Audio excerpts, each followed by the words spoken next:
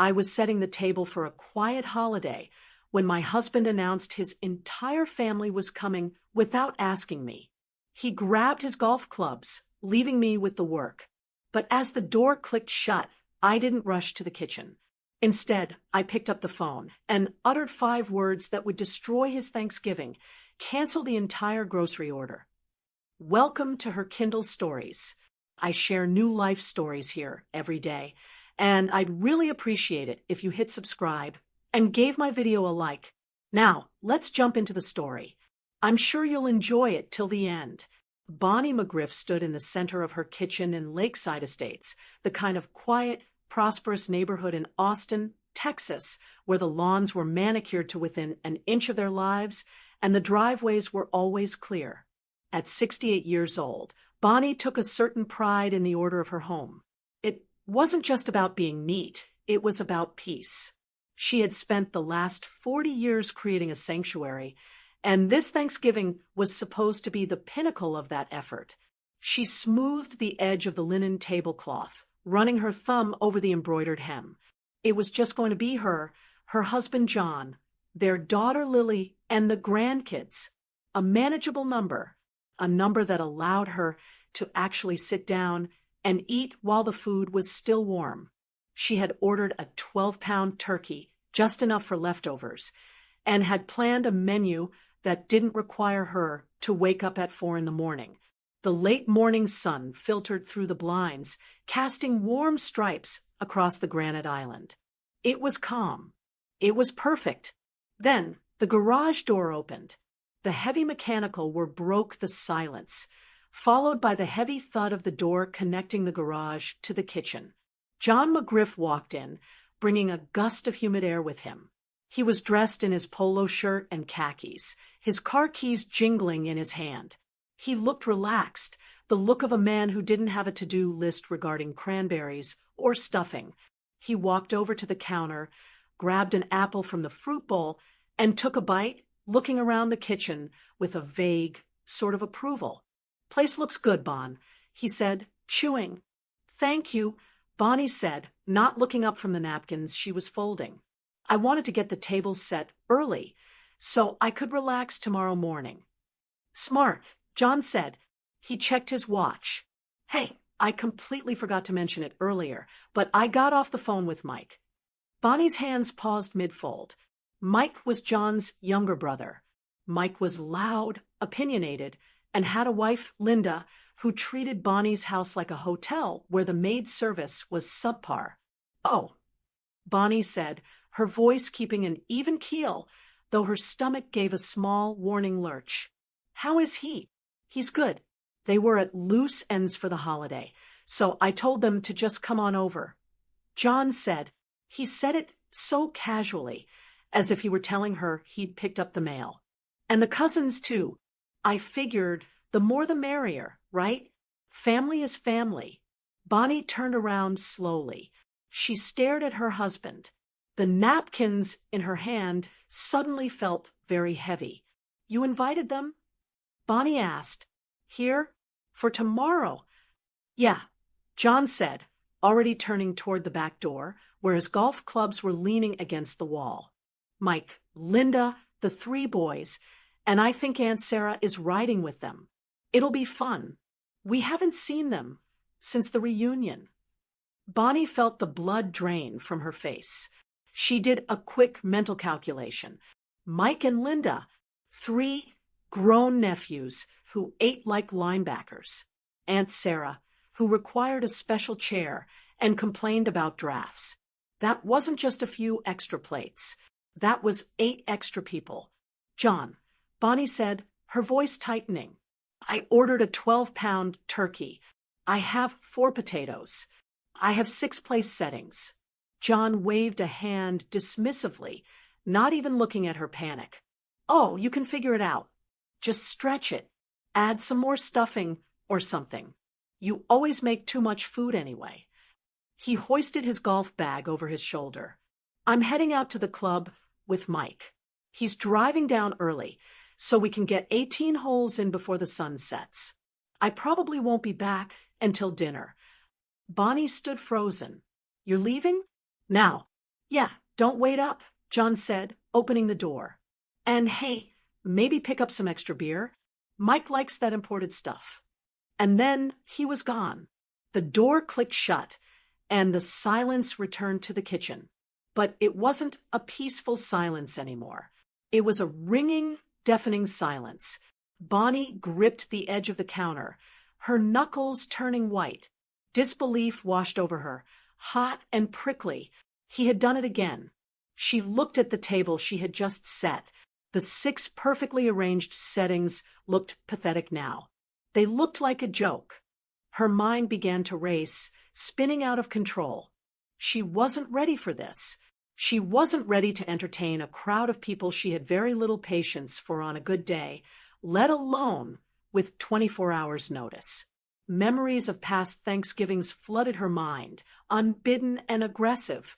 She remembered 5 years ago, when Linda had sat at this very island, drinking wine and watching Bonnie scrub burnt sugar off a baking sheet, offering nothing but a comment that the pie crust was a little dry.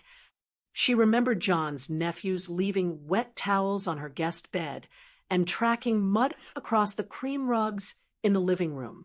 She remembered the feeling of her own legs aching, a deep, throbbing pain in her lower back from standing for 12 hours straight, while the sound of football and laughter drifted in from the living room. In all those years, John's family had never lifted a finger to help. Not once.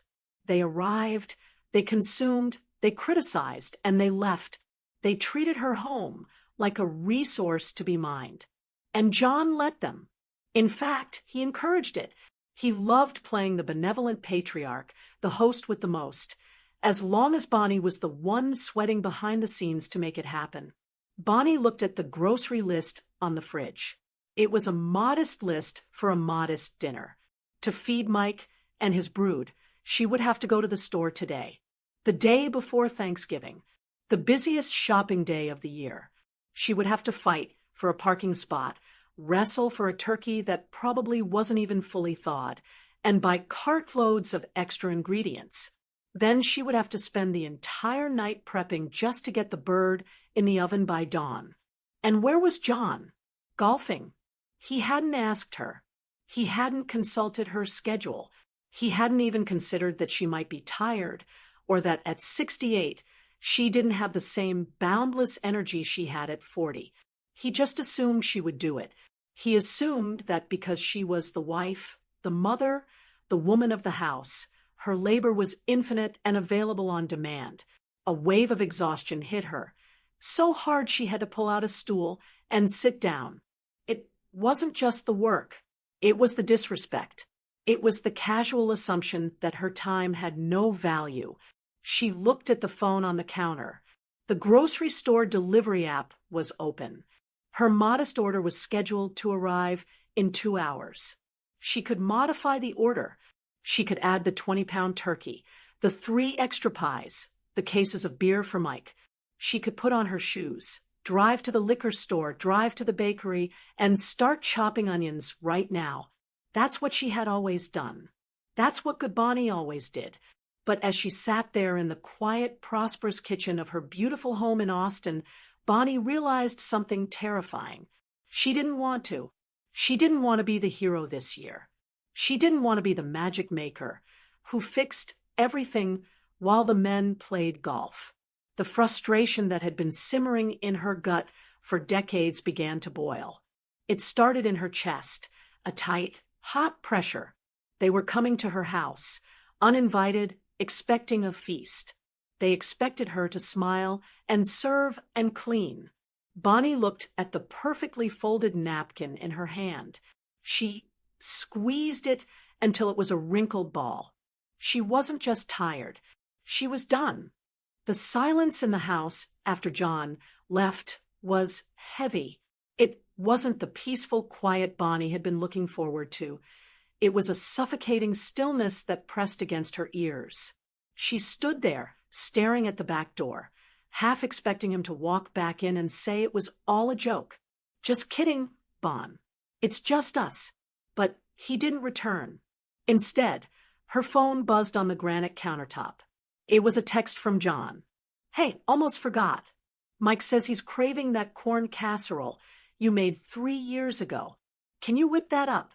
And Linda is doing that gluten-free thing again. So maybe get some special rolls for her. See you tonight. Bonnie stared at the screen. Her thumb hovered over the glass. Corn casserole, gluten-free rolls. Just a few things, he had said. Just a casual addition to the list. But Bonnie knew better. It wasn't just about buying a bag of rolls. It was the mental gymnastics of it all. It was scouring the aisles of a crowded store the day before Thanksgiving, reading tiny labels to make sure there wasn't hidden wheat in the ingredients, and then finding oven space for a casserole she hadn't planned on making. John didn't see the work. He only saw the result. To him, Thanksgiving dinner was a magic trick. He left the house, played golf, drank beer, and when he sat down at the table, a feast appeared. He didn't see the peeling, the chopping, the timing, the temperature checks, or the sheer physical exhaustion of standing on tile floors for 8 hours straight. She put the phone down, feeling a familiar heat rising up her neck. It wasn't just anger. It was a deep, aching resentment that she recognized from years past. Her mind drifted back to Thanksgiving 5 years ago. It had been a big year, just like this one was shaping up to be. They had hosted 18 people. Bonnie remembered waking up at 4:30 in the morning to get the 22-pound turkey into the oven. She remembered the steam from the boiling potatoes making her hair frizz and stick to her forehead. By 2 p.m. that year, the house was full. The game was blaring on the TV in the living room. John, Mike, and the nephews were all planted on the sectional, beers in hand, shouting at the referees. The women, Linda, Aunt Sarah, and a few cousins were sitting at the patio table outside, laughing and drinking white wine. Bonnie had been in the kitchen alone. She was trying to whisk the gravy while simultaneously carving the ham and making sure the green beans didn't burn. She remembered dropping a heavy serving spoon. It clattered loudly against the floor, splashing grease onto her good shoes. From the living room, John had shouted, "Everything okay in there, Bon?" He didn't get up. He didn't come to check. He just shouted over the noise of the crowd to make sure the service wasn't being interrupted. "Fine," she had yelled back, her voice tight. "Just fine." Later that evening, when dinner was finally served, everyone had piled their plates high. John stood at the head of the table, raising a glass. To family, he had beamed, looking around at the satisfied faces. And to a great meal. "Here, here." Mike had shouted. Everyone clapped. They looked at Bonnie and smiled. "You're a wonder, Bonnie," Linda had said, wiping grease from her chin. "I don't know how you do it. I would just die if I had to cook all this. You're a machine." They meant it as a compliment. For years, Bonnie had taken it as one. Being called a machine, a superhost, or a natural caretaker felt like a badge of honor. It validated her worth. It made her feel needed. But standing in her kitchen now, with the ghost of those compliments ringing in her ears, they felt different. They didn't feel like praise. They felt like a trap. By calling her a machine, they gave themselves permission to treat her like one. You don't help a machine. You don't ask a machine if it's tired or if its feet hurt. You just push the button and expect it to work. Bonnie walked over to the sink and filled a glass of water, her hand trembling slightly. Why had she put up with it for so long? Why was it so hard to just say the word, no? She had been raised to be the good wife. Her mother had been the same way, a woman who never sat down until everyone else had dessert. It was ingrained in her generation. You serve, you facilitate, you keep the peace. To speak up, to complain, was to be difficult. It was to be selfish. The internal struggle was a physical weight in her chest. Part of her, the part that had been trained for 68 years, was already planning the logistics. If I leave now, I can beat the lunch rush at the store. I have an extra can of corn in the pantry. I can make it work. That was the voice of fear. The fear that if she didn't do these things, the family structure would crumble. The fear that John would be disappointed. The fear that she would be failing at her one assigned job. But another voice was getting louder. It was a new voice, one she hadn't heard very often. It was the voice of her aching knees and her tired spirit. Why? The voice asked, why must you make it work? Why is your peace less important than their convenience? She thought about John leaving for the golf course. He hadn't even hesitated. He hadn't looked at her face to see the stress. He hadn't offered to stay and help clean the house or prep the vegetables. He chose his pleasure over her burden without a second thought. He felt entitled to his holiday. Why wasn't she entitled to hers? She looked out the window at the pristine lawn of Lakeside Estates. It was a beautiful day. The sun was shining. It was the kind of day perfect for a walk, or reading a book, or just sitting with a cup of tea. Instead, she was being sentenced to 2 days of hard labor. The unfairness of it clawed at her throat. It wasn't just about the cooking. It was about the assumption that she was available, the assumption that her time belonged to them. She looked back at the grocery list John had casually mentioned. Gluten-free rolls. He doesn't even know what brand she likes, Bonnie whispered to the empty room. He expects me to guess. And if I guess wrong, Linda will make a face and push them to the side of her plate. Bonnie felt a tear prick the corner of her eye. It wasn't a tear of sadness. It was a tear of sheer frustration. She was tired of being the unseen engine that kept the McGriff family running. She was tired of the performance. She leaned against the counter, closing her eyes. She could see tomorrow playing out perfectly in her mind. The noise, the mess, the ungrateful comments masked as jokes, the sink piled high with dishes that no one would offer to wash because they were too full from the meal she cooked. She opened her eyes. Her gaze landed on the phone again. The grocery delivery app was still open on the screen. The little icon spun, waiting for her input. She could add the corn. She could add the rolls. She could add the beer. She could save the day, like she always did. Or, her heart hammered against her ribs. The thought was terrifying and exhilarating all at once. She didn't have to add anything. She didn't have to go to the store. The realization hit her like a physical blow. The chains that bound her to the stove were not made of iron. They were made of expectations. And expectations only held weight if you agreed to carry them. Bonnie took a deep breath. The air in the kitchen suddenly felt different, charged, electric. She looked at the table she had set for 6. It was elegant. It was quiet. It was hers. She wasn't just irritated anymore. She was clear. For the first time in 40 years, the fog of duty was lifting, revealing the stark reality of her situation. She was a servant in her own home, and she had just been given a new order. But this time, the servant wasn't writing it down. The echo of the garage door closing vibrated through the floorboards, fading into a silence that felt heavier than before. John was gone. He was currently backing down the driveway in his sedan, turning up the radio, likely thinking about his tea time, and the cold beer waiting for him at the clubhouse. His parting words hung in the air, sticking to the walls like humidity. "Don't worry, Bon. It'll be fine. You always figure it out." Bonnie stood in the middle of the kitchen, her hands gripping the edge of the island so hard her knuckles turned the color of parsnips.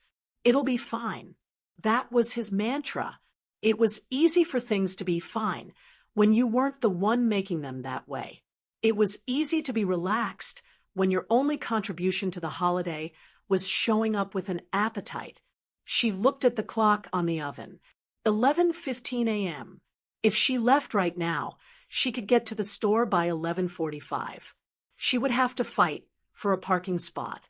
She would have to push a cart with a wobbling wheel through the crowded aisles, dodging other stressed women who were frantically searching for the last can of pumpkin puree.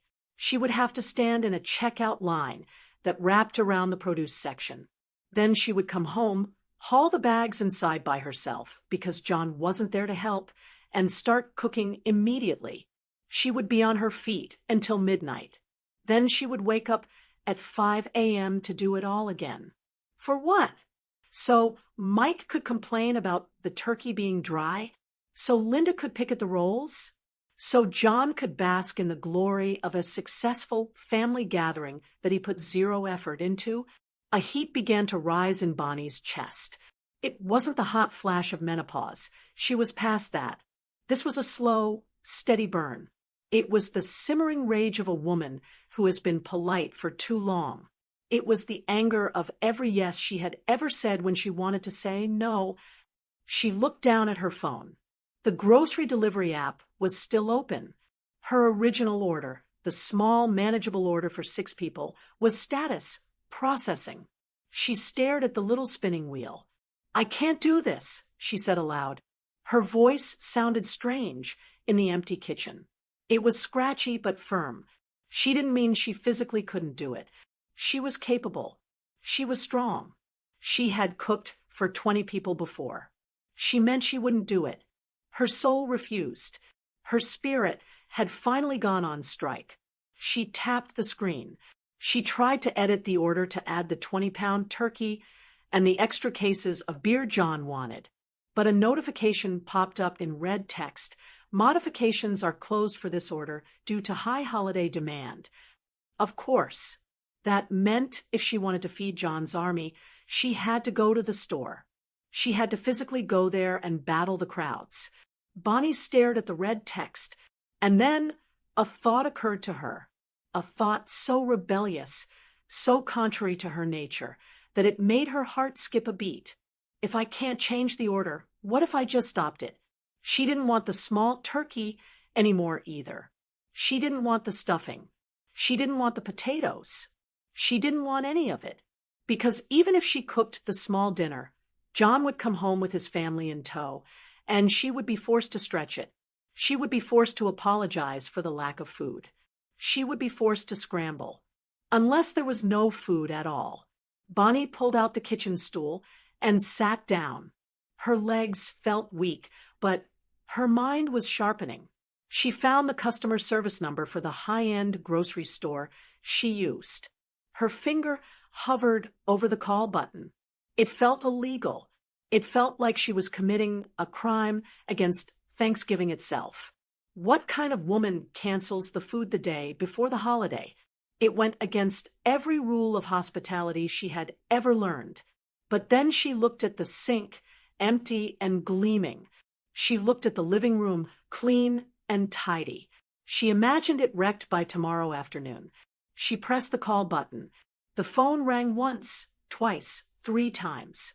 Finally, a breathless young man answered. "Thank you for calling Lakeside Market. This is Jason.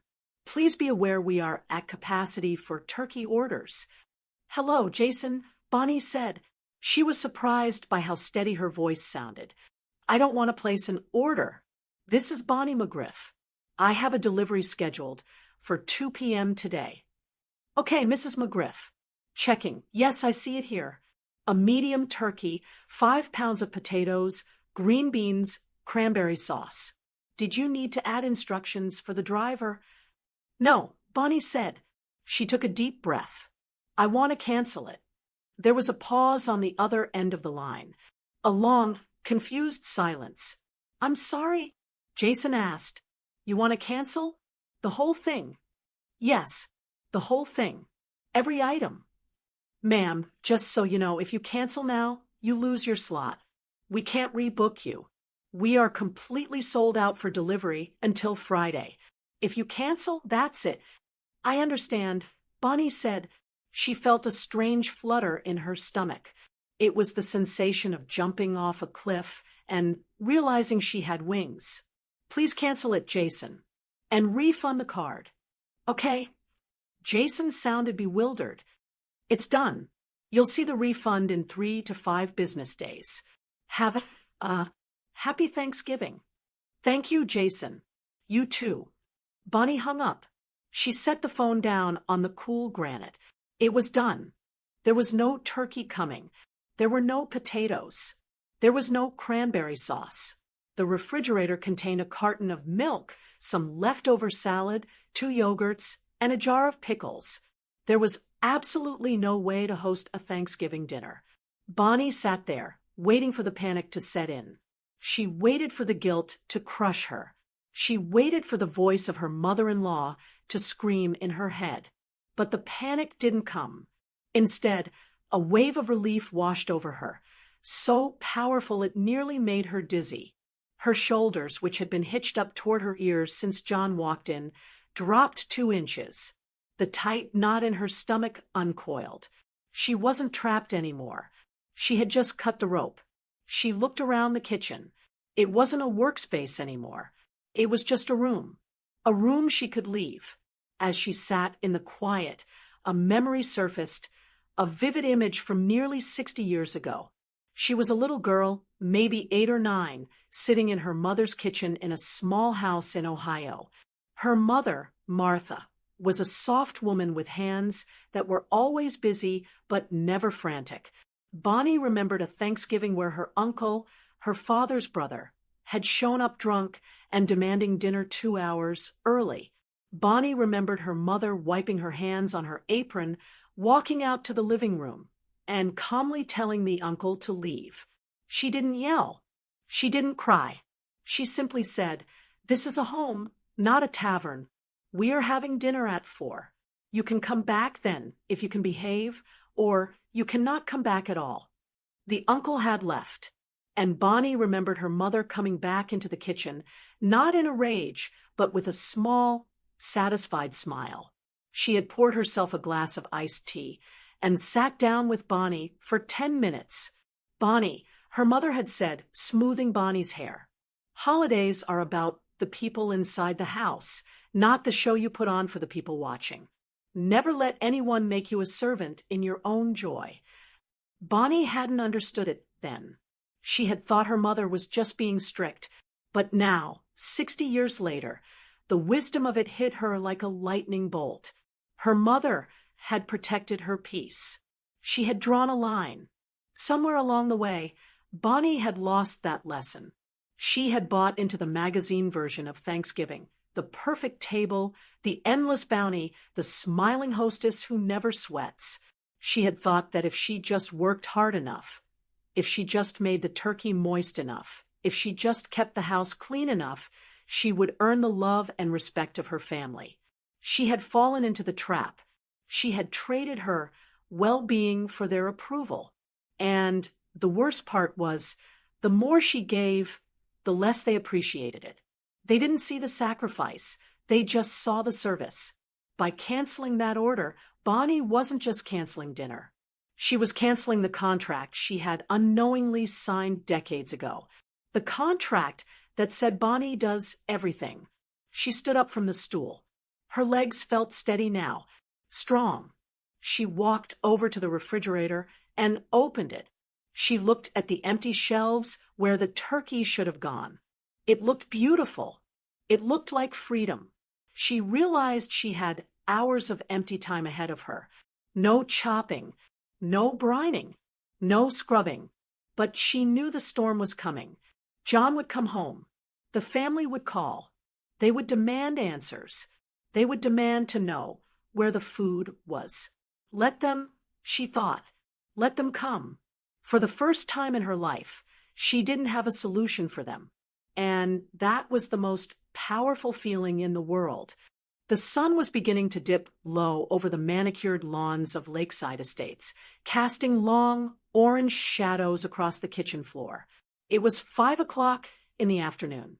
On any other Thanksgiving Eve for the past 40 years, this hour would have been the peak of chaos.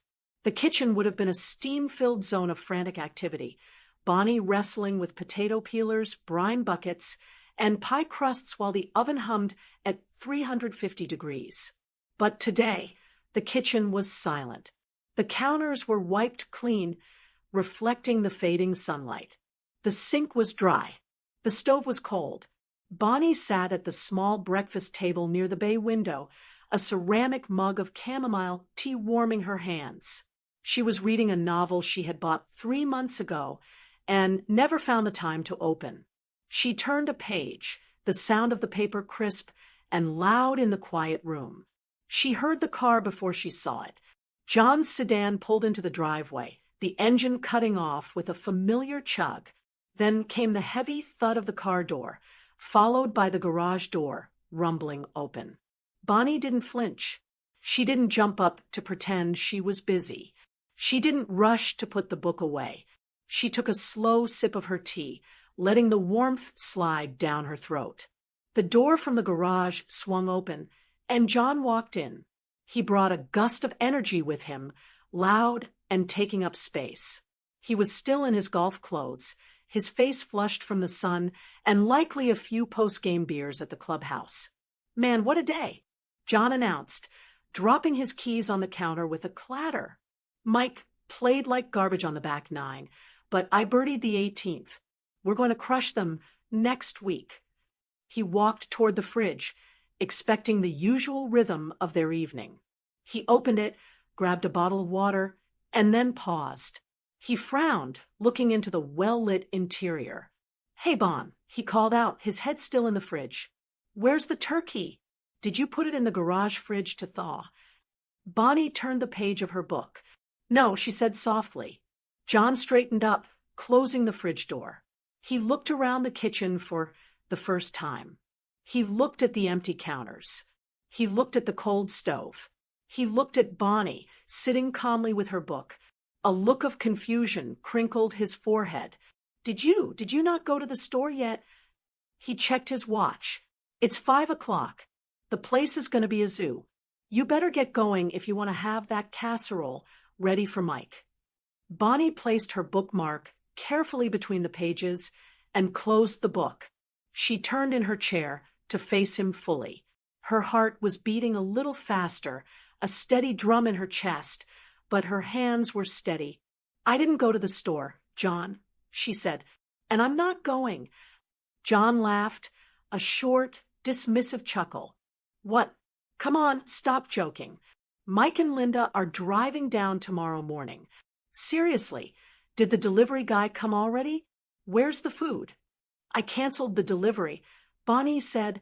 The words hung in the air, simple and devastating. John's smile dropped.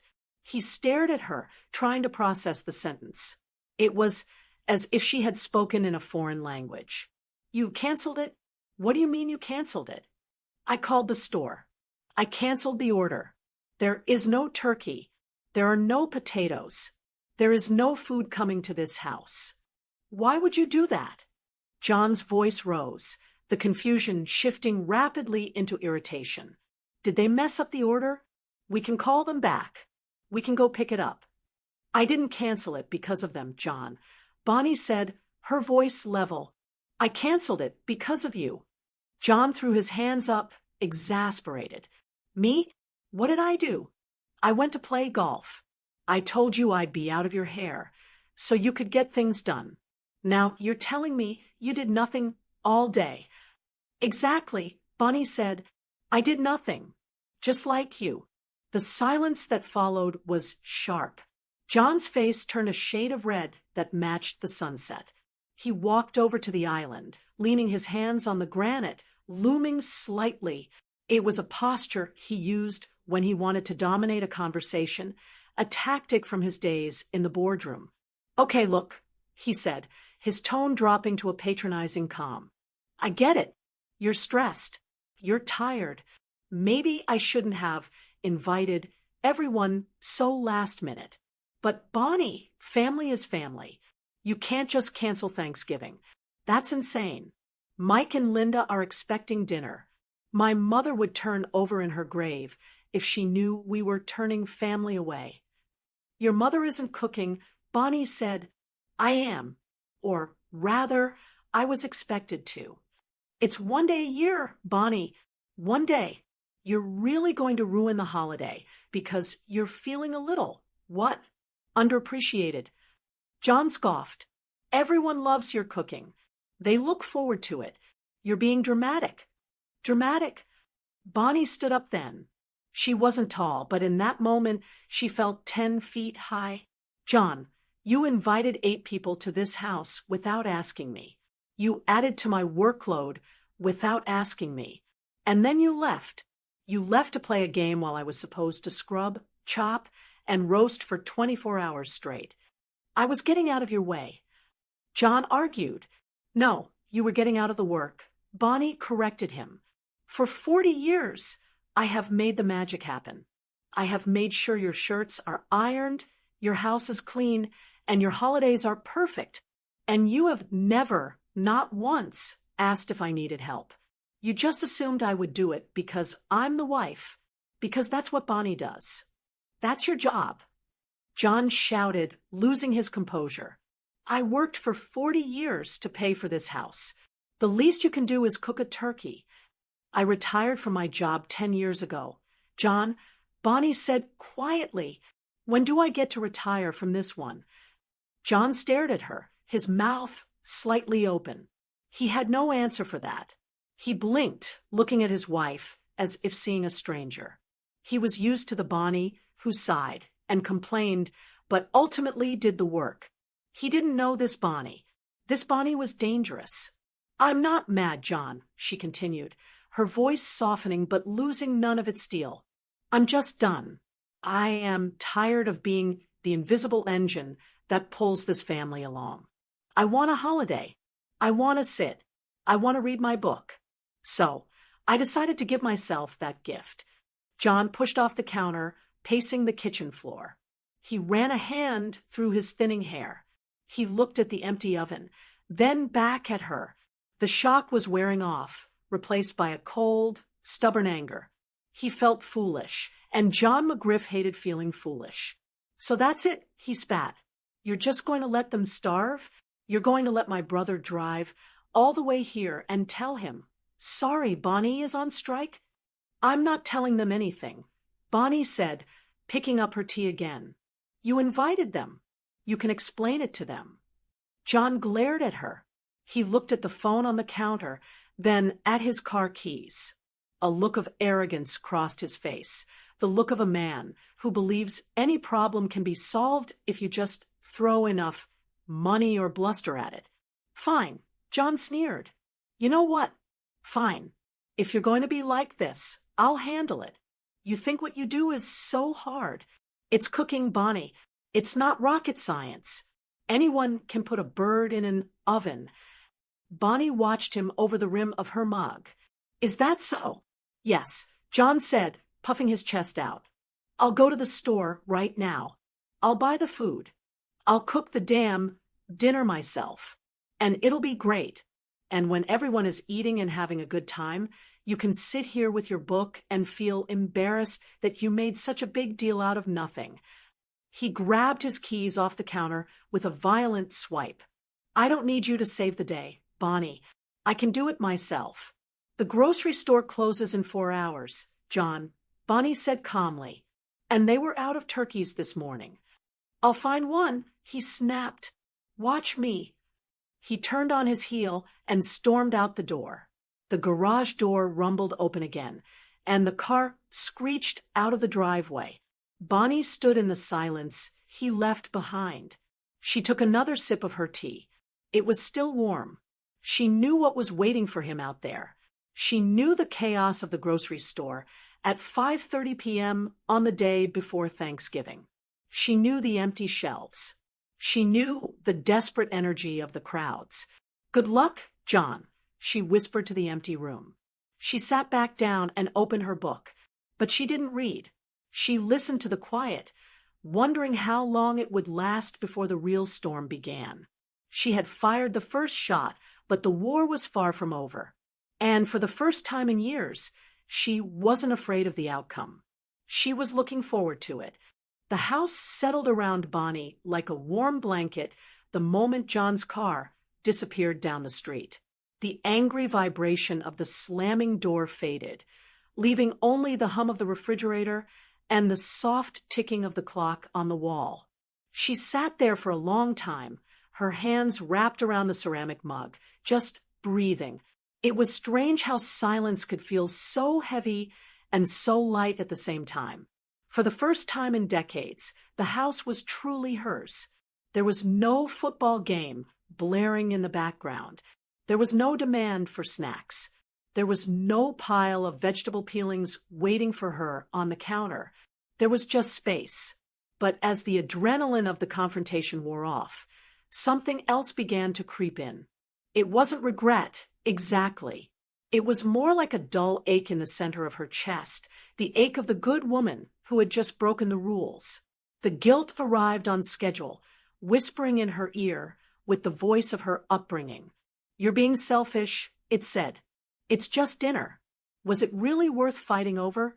John is trying. Family is family." She looked at the empty oven. A part of her wanted to jump up, grab her keys, and chase after John. A part of her wanted to rush to the store, wrestle a frozen turkey out of a bin, and stay up all night thawing it in a sink full of cold water just to smooth things over. That was the instinct that had been programmed into her since she was a girl. Fix it. Make it nice. Don't make a fuss. She took a sip of tea to push the lump in her throat down.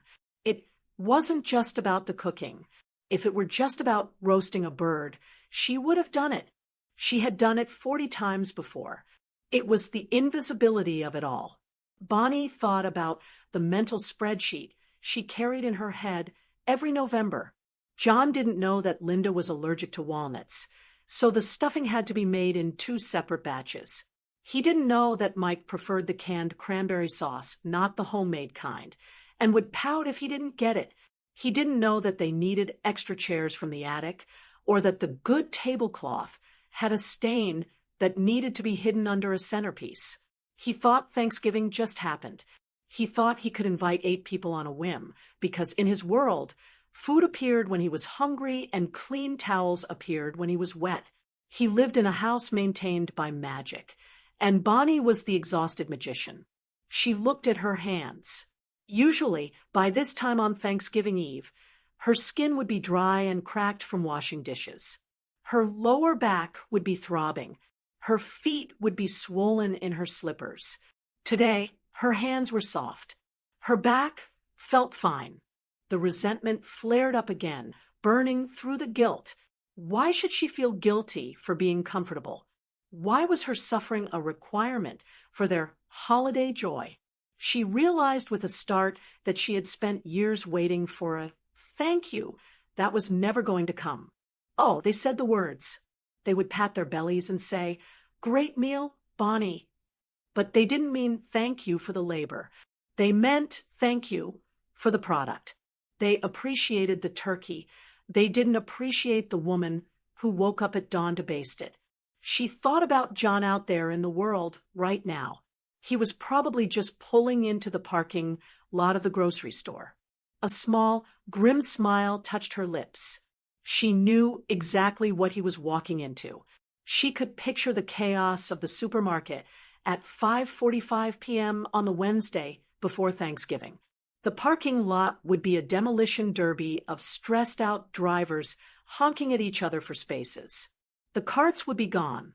The aisles would be clogged with desperate people grabbing wilting celery and dented cans of pumpkin. John, who hadn't done a full grocery shop since 1998, was going to be eaten alive.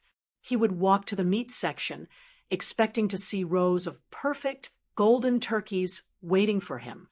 Instead, he would find empty bins and a harried butcher shaking his head. He would go to the bakery for rolls and find nothing but crumbs. He was about to learn that figuring it out wasn't a personality trait. It was work. It was planning. It was labor. The contrast between his reality and hers was stark. He was entering the storm she had protected him from for their entire marriage. Meanwhile, she was sitting in a sunbeam, turning the page of her book. But even as she relished the justice of it, the quiet sadness lingered. It shouldn't have had to come to this. She shouldn't have had to stage a mutiny just to get a day off. She looked around her kitchen, her beautiful, expensive kitchen that John was so proud of. He loved to show it off to guests. Look at those countertops, he'd say. Top of the line. He never saw the woman standing behind the counter. Bonnie closed her eyes for a moment. She realized she was grieving. She was grieving the fantasy of the family she wanted, a family that saw her, helped her, and valued her time. She was grieving the fact that she had to break the holiday to save herself. But when she opened her eyes, the kitchen was still peaceful. The guilt was still there, nagging at the edges of her mind, but it was quieter now. It was being drowned out by a new sensation. Relief. She wasn't responsible for the turkey. She wasn't responsible for the mood. She wasn't responsible for Mike's beer or Linda's gluten intolerance. For the first time in her adult life, the burden had been set down. And even though it felt strange, even though her arms felt light and empty without the weight of everyone else's needs, she knew she wasn't picking it back up. She took another sip of tea. It was still hot. She had never finished a cup of tea while it was still hot on Thanksgiving Eve.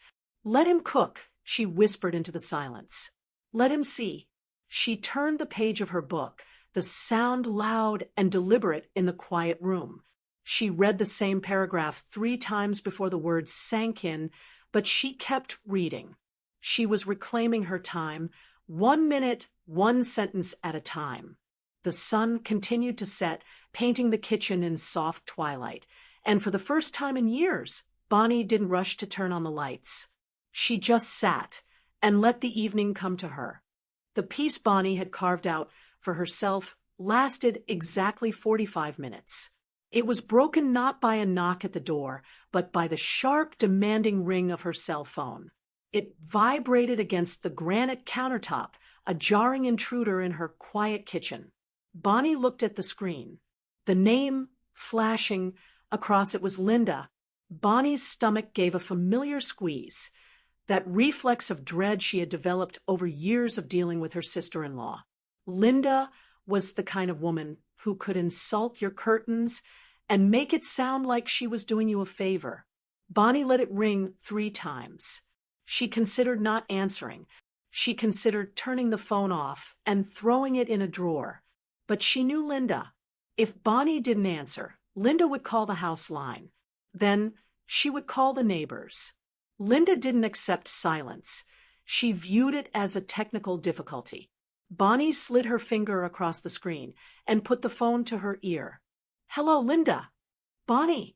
Linda's voice was pitched high, breathless, and laced with a fake sort of cheerfulness that usually preceded a complaint. "I'm so glad I caught you. Listen, John just called Mike. He sounded a bit hysterical. He's at the grocery store."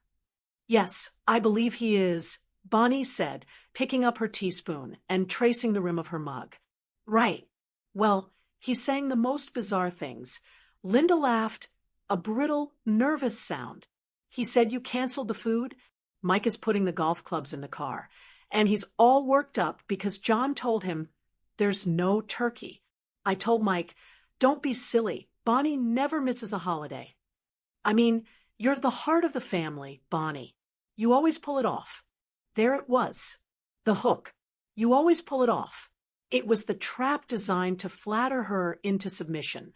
It was the same line they used every year to ensure they didn't have to lift a finger.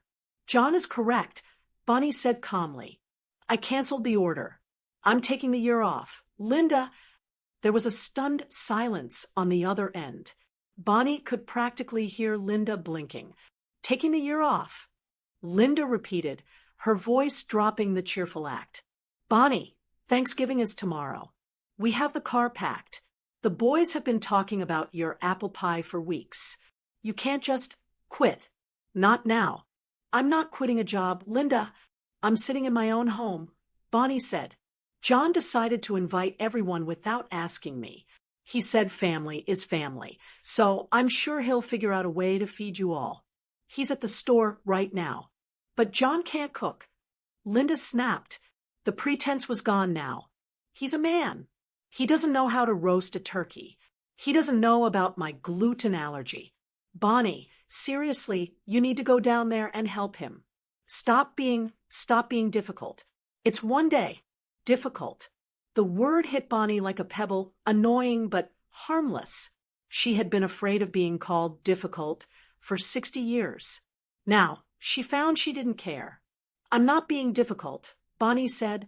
I'm being tired. If coming here is about seeing family, then we can visit without a 5-course meal. If coming here is about the food, then you're visiting the wrong person.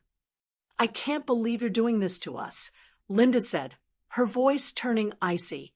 After all these years, we rely on you. I know, Bonnie said softly. That's the problem. She hung up. She didn't slam the phone down. She just pressed the red button. Her hand was shaking slightly, but not from fear. It was the adrenaline of finally saying the thing that had been stuck in her throat for decades. But the phone didn't stay quiet. 30 seconds later, a text message pinged. Then another. Then another.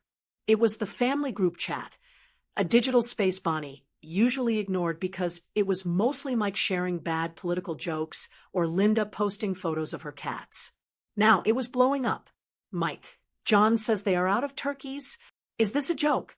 We bought wine. Aunt Sarah, is dinner canceled? I already told the nursing home I wouldn't be there for lunch. Nephew 1, wait, no food? Are we ordering pizza? Then a photo popped up in the chat. It was from John. It was a blurry, tragic picture taken inside the grocery store. It showed the meat freezer case. It was completely, starkly empty, stripped bare of turkeys, hams, and even the large chickens. There was nothing but a few lonely packages of ground beef and a box of frozen hamburger patties. Under the photo, John had typed in all caps, "They have nothing. What do I do?" Bonnie stared at the photo. She could feel the panic radiating off the screen. She knew exactly what the store sounded like right now. The beeping registers, the cart wheels rattling, the collective stress of 100 procrastinators.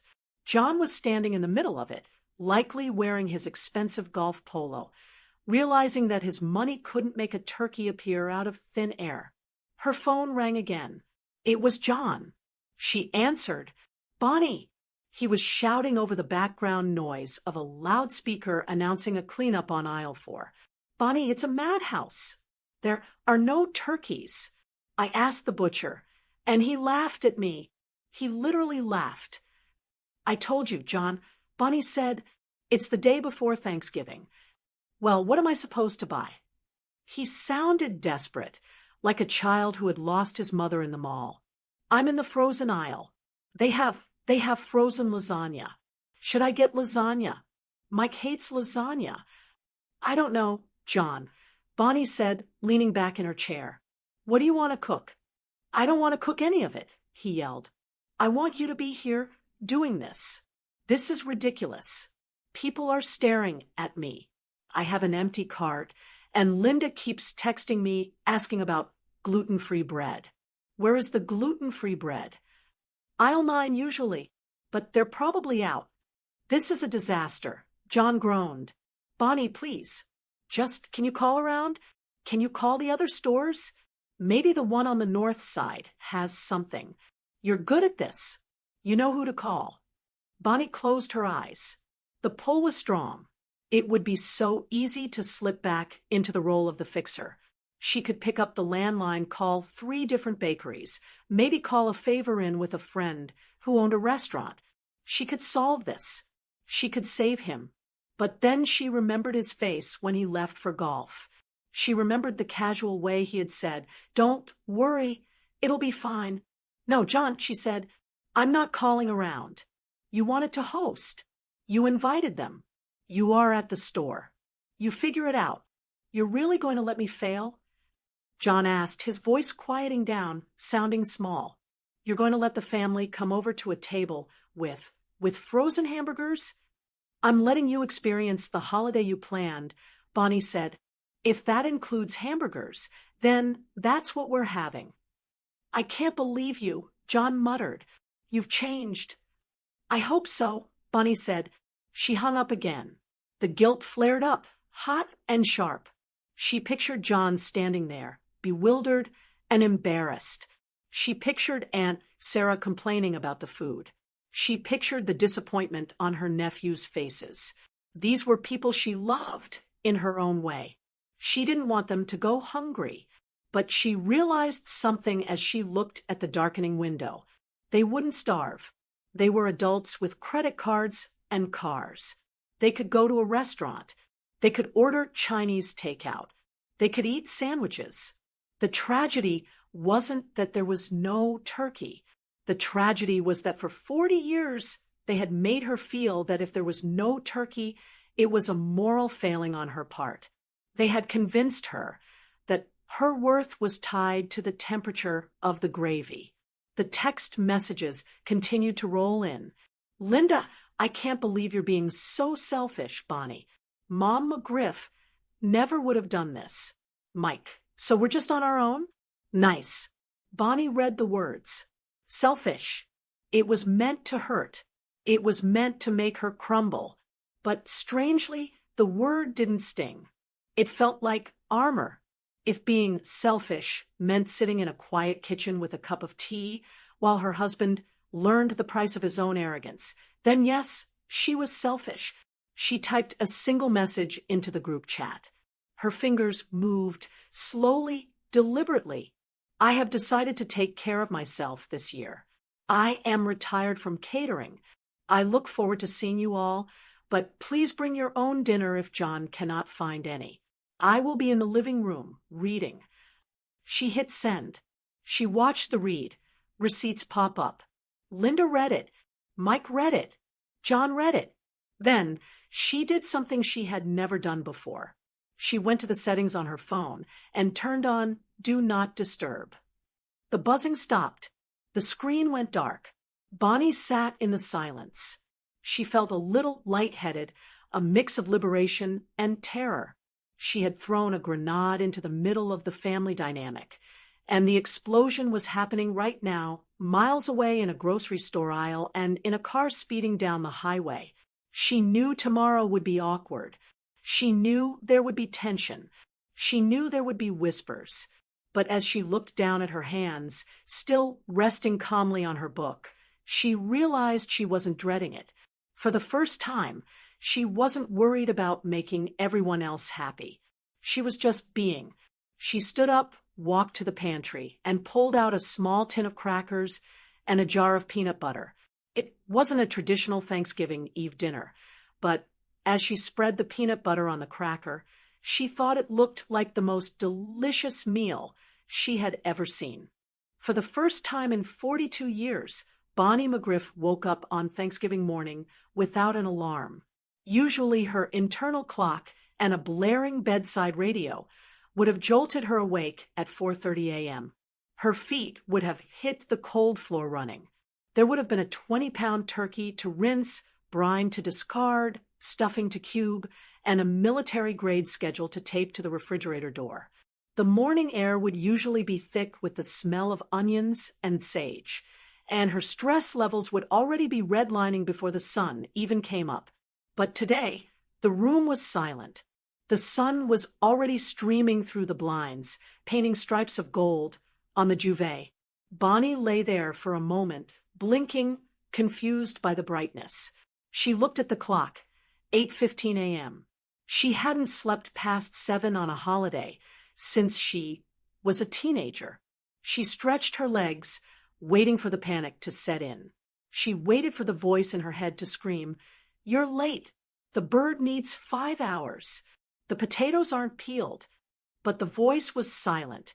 There was no bird. There were no potatoes. Bonnie threw back the covers and walked to the kitchen. The house was cool and still. The counters were exactly as she had left them, clean, empty, and gleaming. There was no flour dusting the floor. There was no sink full of dirty mixing bowls. She made herself a pot of coffee, the good stuff, the hazelnut blend she usually saved for company, and took it out to the back patio. The air in Lakeside Estates was crisp, the kind of autumn morning that usually got lost in the steam of the kitchen. She sat in her wicker chair, wrapped in a fleece cardigan, and watched a cardinal hop across the lawn. This is what they do, she realized. This is what the men do. For decades, while she was sweating over a hot stove, John and the other men had sat on patios just like this one, holding coffees or beers, talking about the weather, enjoying the day off. They had experienced Thanksgiving as a holiday. She had experienced it as a shift at a factory. A deep, vibrating sense of peace settled into her bones. It felt illicit, like she was skipping school, but it also felt overdue. After finishing her coffee, Bonnie did something she had never done on Thanksgiving.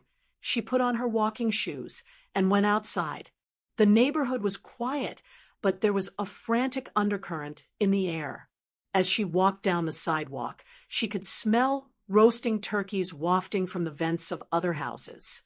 She saw a delivery van speeding down the street. She saw her neighbor, Mrs. Gable, rushing out to her car with a look of sheer desperation, likely heading to the gas station for emergency ice. Bonnie waved, but Mrs. Gable didn't even see her. Mrs. Gable was in the zone, the same zone Bonnie had occupied for 40 years. Bonnie felt a pang of sympathy, but also a profound sense of relief. She wasn't in that car. She wasn't in that race. She walked to the small park at the edge of the subdivision. She sat on a bench and watched the wind move through the trees. She opened the book she had started yesterday and read for an hour uninterrupted. No timer dinged. No one called her name. No one asked her where the scissors were. It was the most selfish morning of her life, and it was wonderful. Around 1 p.m., she walked back home. Her stomach gave a polite rumble. She wasn't making a feast, but she still needed to eat. She opened the fridge. She had a nice piece of salmon she had thawed, a bag of fresh spinach, and a single sweet potato. She turned on the oven, not to 400 degrees for a turkey, but to a gentle 350. She played jazz music on the small kitchen radio, something John hated because he said it didn't have a melody. She hummed along, chopping the sweet potato slowly, enjoying the sound of the knife against the board. There was no pressure. If the salmon was 5 minutes late, no one would starve. If the spinach was a little wilted, no one would complain. She was just plating her meal when the doorbell rang. Bonnie froze. She hadn't told John she was home, but she figured he assumed she was sulking in her bedroom. She wasn't ready for a confrontation. She wasn't ready to see Mike's disappointed face or hear Linda's passive-aggressive comments about the lack of stuffing. She walked to the door and peered through the peephole. It wasn't John. It was Lily. Bonnie opened the door. Her daughter stood there, holding a Tupperware container in one hand and balancing her 2-year-old son on her hip. Her 6-year-old daughter was hiding behind her legs. "Mom," Lily asked, her eyes scanning Bonnie's face. "Are you okay?" "I'm fine, honey," Bonnie said, opening the door wider. "Come in. I didn't expect you. I thought you were going to your in-laws." "We were," Lily said, walking into the foyer and setting the toddler down. "But I called Dad this morning to wish him a happy Thanksgiving, and, well, he sounded like he was having a nervous breakdown." Bonnie couldn't suppress the small smile that tugged at the corner of her mouth.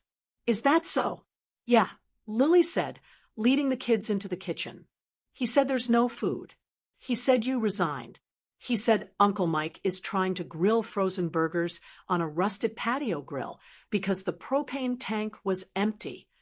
Lily stopped in the middle of the kitchen.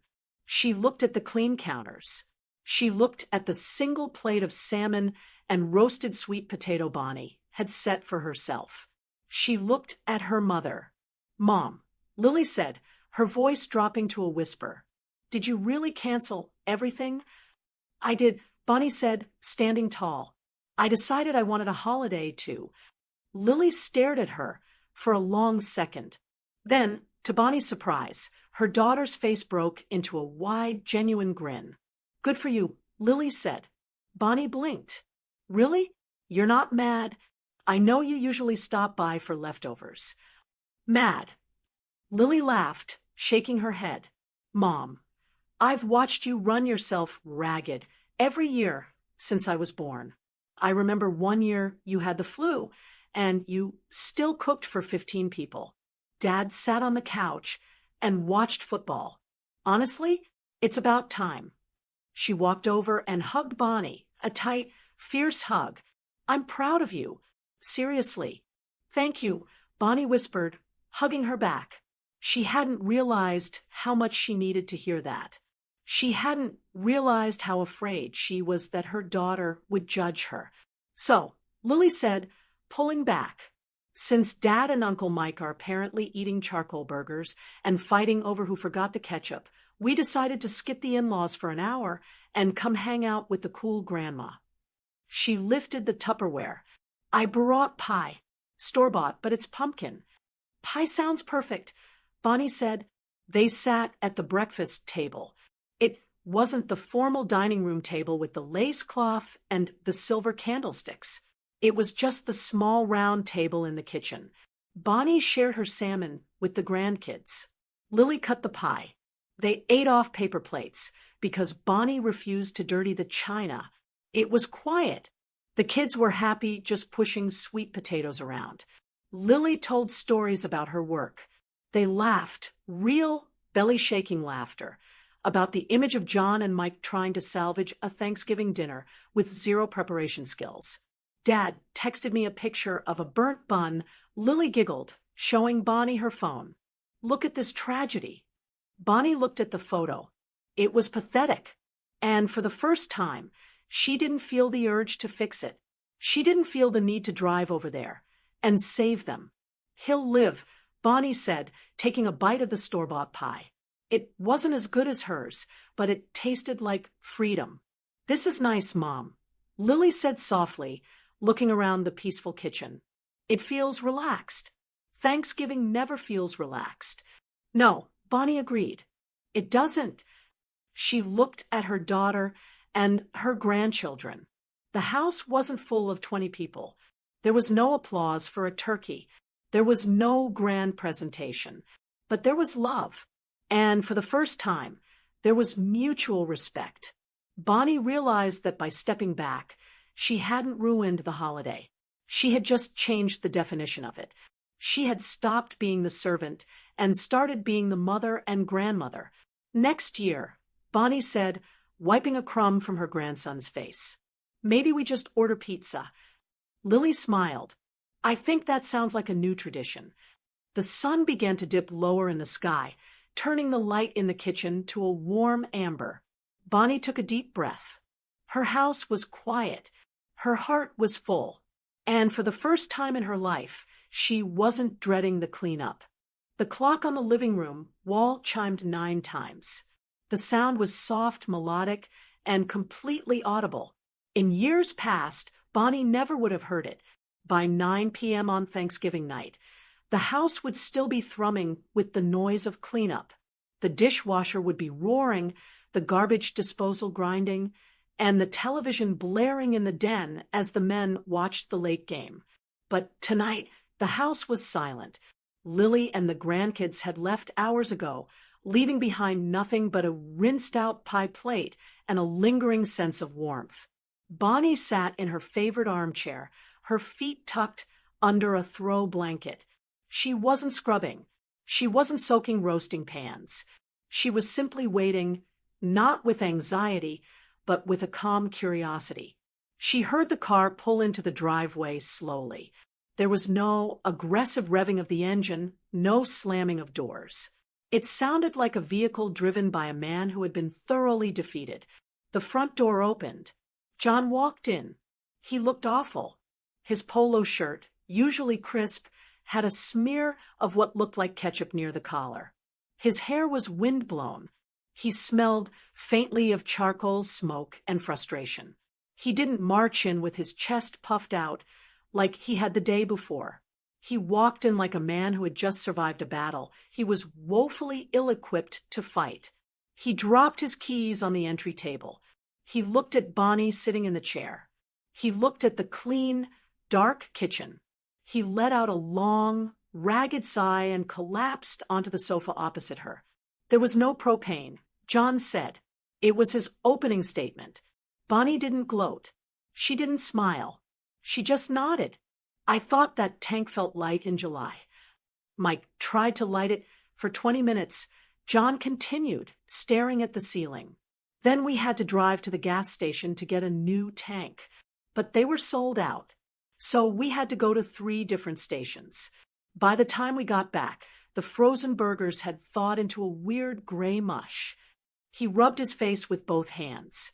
Linda was crying. She said the buns had gluten. I told her to eat the burger without the bun. She said I was insensitive. Aunt Sarah fell asleep in the lawn chair because we didn't have enough seats inside. It was a disaster, Bonnie. A complete and total disaster. It sounds stressful, Bonnie said quietly. John dropped his hands and looked at her. His eyes were red-rimmed. For the first time in a long time, the arrogance was gone. In its place was genuine bewilderment. Is that what it's like? He asked. Is that what you do? Every year? Bonnie shook her head gently. No, John. That's not what I do. What I do is plan for 3 weeks, so that doesn't happen. I check the propane. I buy the gluten-free bread. I count the chairs. I create a timeline, so the food is hot and the house is clean at the same time. What you experienced tonight wasn't hosting. It was chaos. John was silent for a long time. He seemed to be replaying the last 40 years of holidays in his head, viewing them through a new lens. He had always assumed Bonnie enjoyed it. He thought she liked bustling around the kitchen while everyone else relaxed. He had mistaken her competence for enthusiasm. I didn't know, he mumbled. I mean, I knew you cooked, but I didn't know it was that much. He looked at the clean kitchen again. Mike asked where you were about 10 times. I think he finally realized you weren't just sick or busy. I think he realized you quit. I didn't quit, John. Bonnie corrected him. I retired. There's a difference. John let out a short, dry chuckle. It wasn't a happy laugh, but it was an accepting one. Yeah, I guess you did. He stood up slowly, his knees cracking. I'm going to bed. My head is pounding. I never want to see a hamburger again. He walked over to her chair. He hesitated for a moment, looking down at her. He didn't apologize in a grand, sweeping speech. John wasn't that kind of man. He wasn't going to fall to his knees and beg for forgiveness. But he reached out and touched her shoulder, a light, awkward pat. You looked peaceful today, he said. When I came in, you looked rested. I am, Bonnie said. Good night, Bon. He said, Good night, John. She watched him walk down the hall. She heard the bedroom door click shut. Bonnie stayed in the chair. The conversation hadn't been a movie moment. There were no tears, no bouquets of flowers, no promises that he would take over all the cooking from now on. She knew John. Next week, he would probably still leave his socks on the floor. He would still expect dinner on the table. But something fundamental had shifted. He had seen the invisible machinery of their life because it had finally stopped working. He had felt the weight of the burden she carried because she had dropped it at his feet. Bonnie took a deep breath, filling her lungs with the cool air of the quiet house. She realized that for the last 24 hours, she had been waiting for permission to feel okay about this. She had been waiting for John to say it was all right, or for the family to forgive her. But as she sat there, she realized she didn't need it. She didn't need John to understand fully. He might never truly get it. He might always think she was a little bit difficult for what she did today. And that was okay. She had chosen herself. She had looked at the expectation of being the selfless, tireless matriarch, the woman who sets herself on fire to keep everyone else warm. And she had said, no. The guilt that had nagged at her earlier was gone, replaced by a solid, grounding clarity. She had saved her own sanity. She had taught her daughter that it was okay to say no. She had shown her husband that she was a partner, not a staff member. She thought about the years ahead. She thought about Christmas. She thought about Easter. She wasn't afraid of them anymore. The precedent had been set. The boundary line had been drawn in the sand, not with a scream, but with a quiet, firm decision. She knew now that she had the power to cancel the groceries. She had the power to sit down. She had the power to exist in her own life as a protagonist, not just a supporting character. Bonnie stood up and turned off the lamp. The room plunged into darkness, save for the moonlight filtering through the sheer curtains. She walked to the kitchen one last time. She ran her hand over the cool, clean granite counter.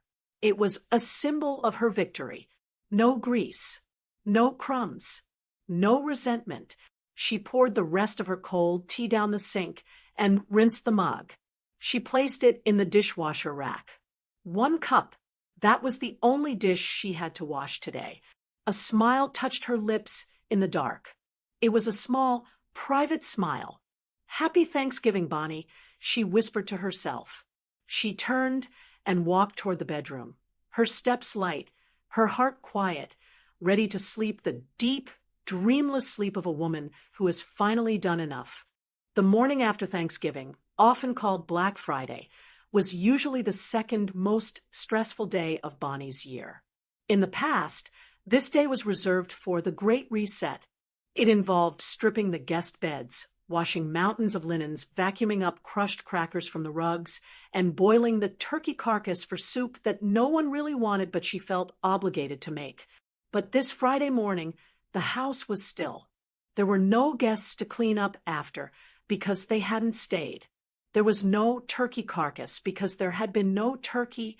Bonnie sat at her kitchen island, the same spot where she had made the phone call that changed everything 48 hours ago.